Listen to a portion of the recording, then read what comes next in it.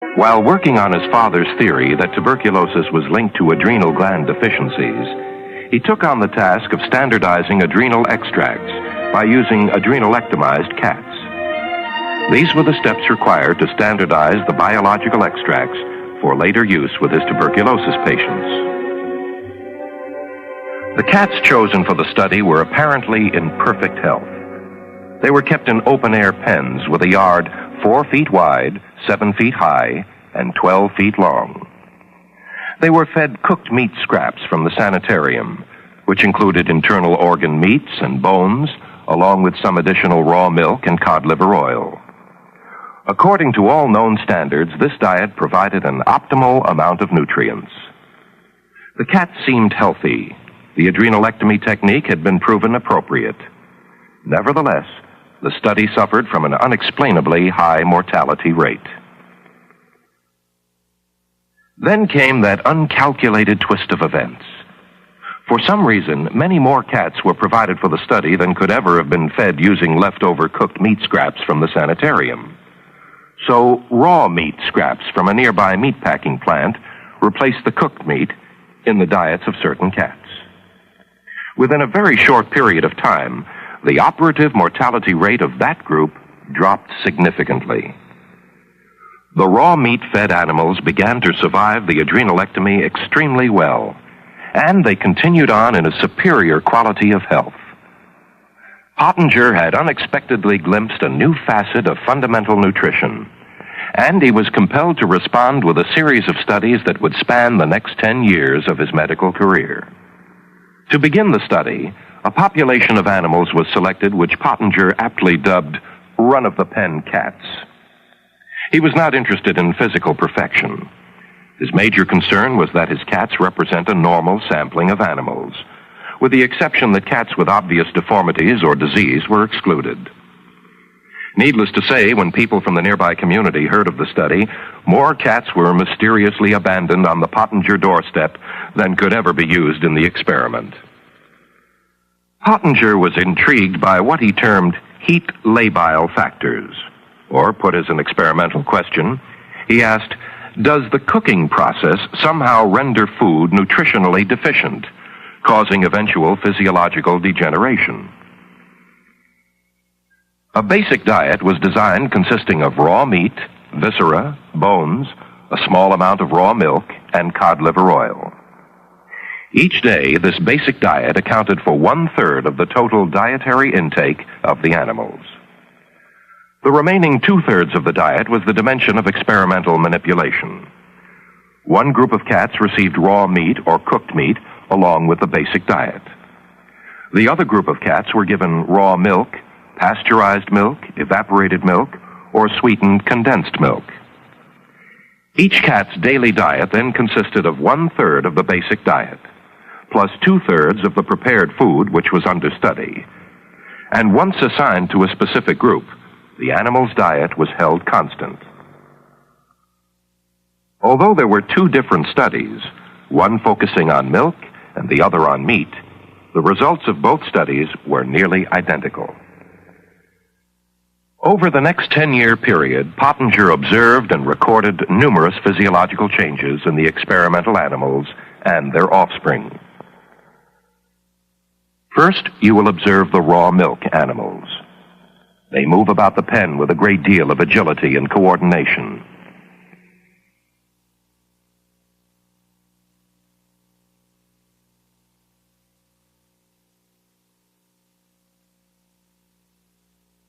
Notice the sheen to the fur and the normal sexual interest displayed toward the male in the next pen. As would be expected, they land on their feet when thrown in the air. The pasteurized milk-fed cats, shown here, move about the pen in a manner quite different from the raw milk cats. The cat in the foreground actually developed arthritis during the experiment. They are lethargic, much like animals in a zoo.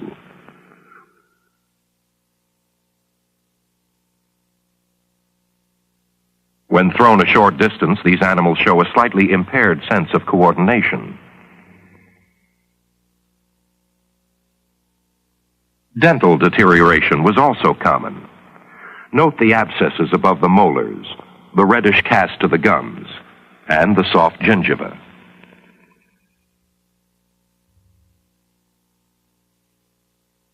With evaporated milk, there was even greater deterioration. When the study was begun, this cat was better developed than any animal shown thus far. The sweetened condensed milk-fed cats not only had their milk heat processed, but there was the addition of sugar. They are nervous animals. Again, there is marked deterioration in coordination and dental abnormalities. Notice particularly the abscesses and the purple tone to the membrane of the mouth.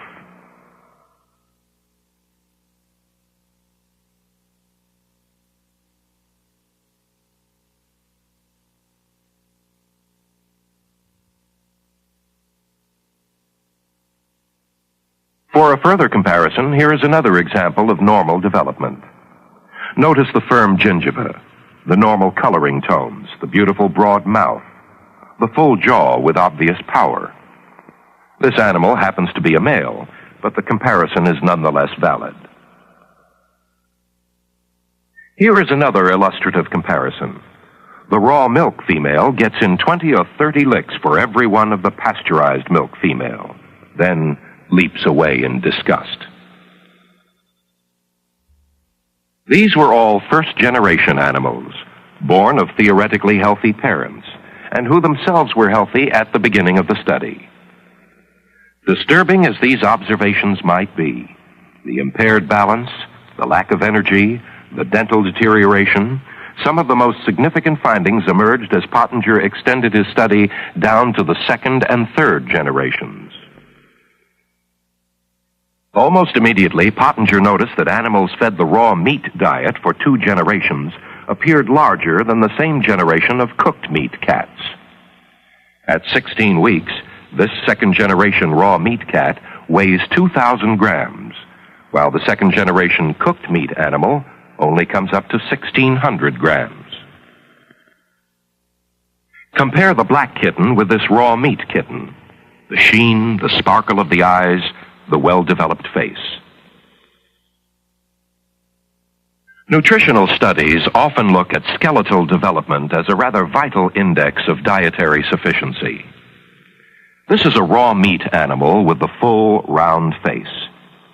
A later examination of the skull showed a firmly developed zygomatic arch. The frontal sinuses were complete, and calcium content of the bones throughout the body ranged from 12 to 17% by weight. The skulls of adult cats with a long ancestry of raw food diets are surprisingly constant. Here we find the development of a second-generation cooked meat animal. The head has begun to flatten and is actually smaller than the comparable raw meat cat. The skull shows the major reasons for this change. The zygomatic arch is not completed. The nasal development is somewhat irregular, and the calcium content has fallen to 10%. Third-generation cooked meat animals show the most remarkable skeletal change. The skull is considerably smaller. It is flat with pointed features. The skull shows a poorly developed zygomatic arch. The bones are paper-thin and soft like sponge rubber. The frontal sinuses had developed in a peculiar fashion, and the calcium content of the bones had fallen to a low 3% by weight.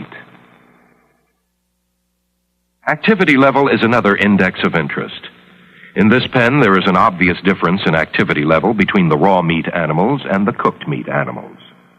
One of these cooked meat kittens actually had a broken back resulting from a failure in development.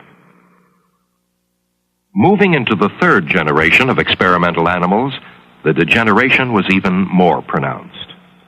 The smaller animal is a cooked meat kitten and is actually the oldest of the 3. The kitten on the left is a second-generation raw meat cat, and the one on the right is a second-generation cooked meat cat. Here is a second-generation cooked meat mother with her third-generation offspring. She has a male body configuration. Her offspring developed nasal and ocular allergies. From this same litter came an asthmatic kitten, purportedly the first to be reported in the research literature.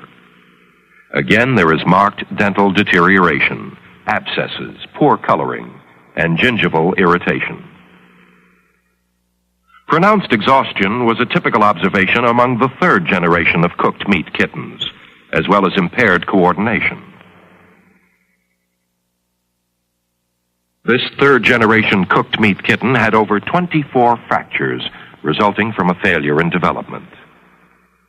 And finally, this little third generation cooked meat kitten was unable to release its claws from the hardware cloth, and probably would have died had not the assistant taken it down.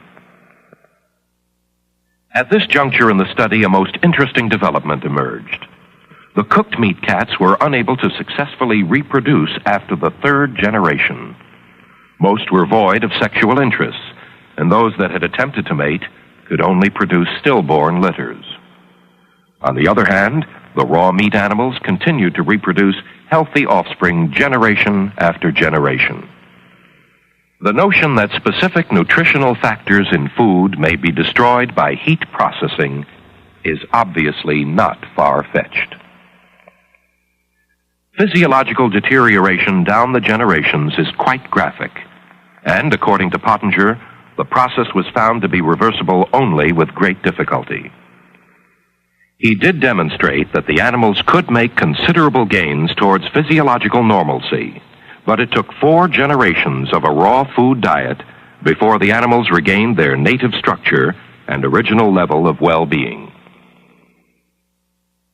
An interesting sidelight came 6 months after the experiment's conclusion, when volunteer weeds emerged in the fallow pens. In the raw milk pens, the plants flourished. In the pasteurized milk pens, the growth was somewhat less hardy. Plants in the evaporated milk pens struggled, and the sweetened condensed milk pen speaks for itself. At a later date, navy beans were planted in the respective pens, with parallel results. What are we to make of these numerous observations? I suppose one could easily slip into pessimism when translating these findings into terms of human deficiency. However, there are certain redeeming features that should be examined. From the beginning, the dietary intake of each animal was carefully controlled.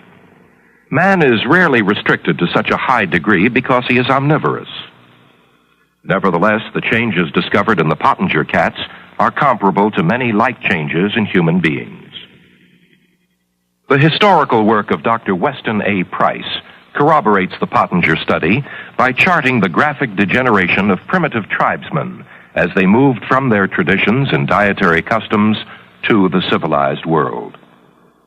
And if it is true with human beings, as it is with cats, that nutritionally caused deterioration is passed down the generations, a sobering challenge stands before us.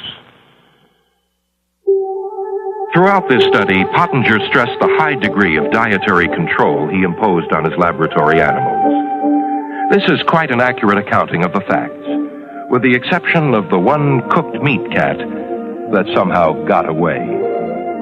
Although she did undergo obvious degeneration during her captivity, later she was able to experience a partial physiological recovery while living in the wild. And any fitting epilogue would point out that she compensated in a rather fine manner and carried on in the genteel tradition of her feline ancestry.